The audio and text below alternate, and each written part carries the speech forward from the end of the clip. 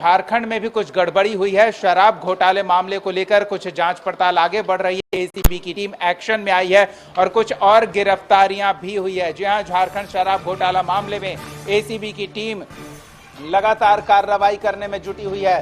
100 करोड़ रुपए से अधिक के गड़बड़ झाले का खुलासा हुआ है, जिसमें ठेकों के आवंटन से लेकर अवैध वसूली और फर्जी बिलिंग के भी मामले सामने आ चुके हैं। आपको बता दें कि पहले ही सस्पेंडेड आईएएस अधिकारी विनय कुमार चौबे समेत 6 लोग सलाखों के पीछे हैं। एसीबी इस घोटाले के हर पहलू की पड़ताल कर रही है और इसी कड़ी में एसीबी ने पूर्व उत्पाद आयुक्त अमित प्रकाश को भी गिरफ्तार किया है।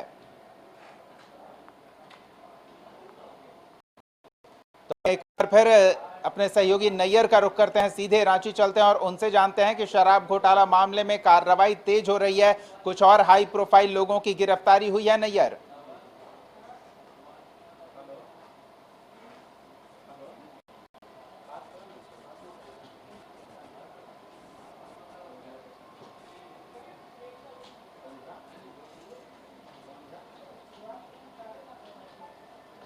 जी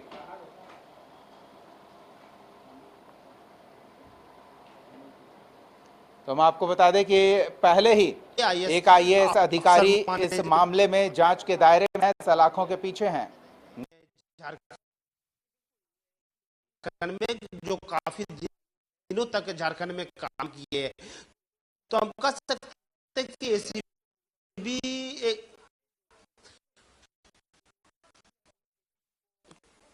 की बड़ी कामयाबी मिल रही है। हालांकि 13 लोगों पर प्राथमिकी दर्ज हुई है।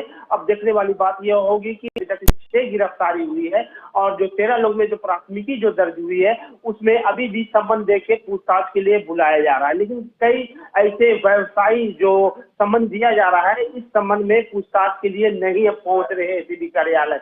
इसको लेकर एसीबी के द्वारा कोर्ट में प्रे किया तो निकाला जा रहा है। ये बात तो रहा व्यवसायियों का, लेकिन दूसरी तरफ जो एसीबी की जो कार्रवाई देखने को मिल रही है वो राज्य के अधिकारियों पर कि उसकी जो मिली भगत अगर उन्हें प्रथम दृष्टया मिल रही है तो उसे तत्काल एसीबी कार्यालय लाके पूछताछ की जा रही है और घंटों पूछताछ के बाद उन्हें जेल में डाल दिया जा रहा है। तो कहीं ना कहीं एसीबी को पुख्ता सबूत मिल रही है रिटर्न में, इसी वजह से इतने बड़े अधिकारियों को वह जेल के सलाखों के पीछे भेजने में सफल हो पा रही है। हालांकि पहले तो झारखंड सरकार ने 38 करोड़ रुपए माना था शराब घोटाले का, लेकिन जब प्रथम दृष्टया जब कागजों की जांच की गई एसीबी के द्वारा तो प्रथम दृष्टया कि 38 करोड़ नहीं है, ये 100 करोड़ से भी आगे जाएगी। इसको लेकर एसीबी ने गहन जांच की है और आज जो है उत्पाद विभाग के जो कार्यालय है, मेन कार्यालय हम कह सकते हैं झारखंड का एक्साइज डिपार्टमेंट का, वहां जाकर कई अधिकारियों के चेंबर को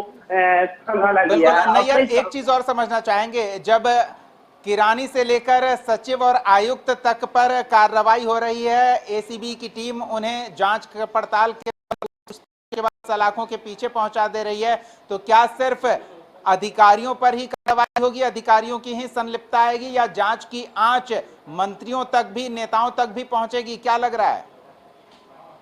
बिल्कुल, देखिए अभी तो जांच सिर्फ अधिकारियों को हो रहा है, जिसमें यह कहा गया है कि झारखंड में जो शराब घोटाला हुआ है 38 करोड़ का, इससे कहीं ना कहीं झारखंड के जो राजस्व है उसमें सेंध मारा गया है। तो एक तरह से हम कह सकते हैं पहले अधिकारियों को, क्योंकि जिस घर में हम रहते हैं उस घर के जो रखवाले हैं उसे चेक कर चुके हैं। तो सबसे पहले जो एसीबी की कार्रवाई जो हो रही है, घर के जो रखवाले हैं उसे पहले अंदर किया जा रहा है। लेकिन दूसरे चरण में भी कई चीजें आई है जिसमें 30 लोगों को नामजद किया गया है, जिसमें कई व्यवसायी हैं, गुजरात के व्यवसायी है, मुंबई के व्यवसायी है, उन्हें बार बार सम्मन भी दिया जा रहा है पूछताछ के लिए। लेकिन अभी तक से कई जो व्यापारी है वो अभी तक से सम्मन देने के बावजूद एसीबी कार्यालय नहीं पहुंचे हैं पूछताछ में। लेकिन जो अधिकारी नहीं पहुंचे पूछताछ में, लेकिन जो अधिकारी है यहाँ सरकारी अधिकारी है उनका जवाबदेही है, इसीलिए वह सम्मन मिलने के बाद वह पहुंच रहे हैं। जबकि जो व्यवसायी है वह कोई ना कोई बहाना अपने वकील के माध्यम से एसीबी को दे रहे हैं, लेकिन एसीबी इस मामले में काफी सख्त है और उनका साफ कहना है कि अगर सम्मन देकर अगर कोई भी जो व्यवसायी नहीं आ रहे हैं, जो या इसके आरोपी है, उसे फिर कोर्ट में प्रे करके वारंट निकाला जाएगा, वारंट पर उसे गिरफ्तार किया जाएगा। तो हम कह सकते हैं एक तरफ तो चाबुक चल ही रहा है और दूसरी तरफ चाबुक चलाने की पूरी तरह से तैयारी की जा रही है। दीपक, बिल्कुल है, तो तैयारी चल रही है, जांच पड़ताल चल रही है, लेकिन ये मामला सिर्फ रांची से नहीं जुड़ा हुआ है, और राज्यों तक भी इस मामले में गड़बड़ी के संबंधित साक्ष्य मिले हैं, ऐसी जानकारी भी आई थी। तो क्या लगता है नैयर, दूसरे राज्यों की भी एजेंसियां इसमें जांच पड़ताल के लिए सहयोग करेगी? उस तरह की कोई कार्रवाई की संभावना दिख रही है?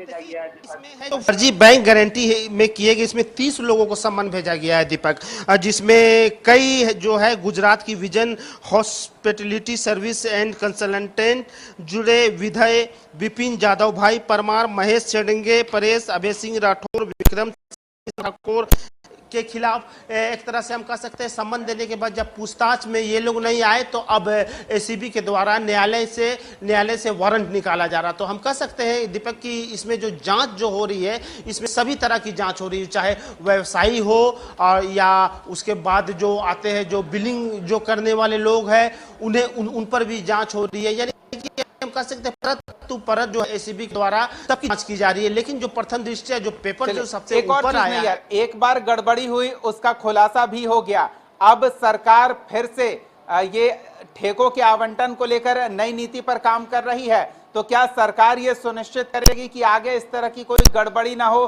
क्योंकि विपक्ष सरकार की नई शराब नीति पर पहले से ही हमलावर है, पहले से ही सवाल खड़े किए जा रहे हैं।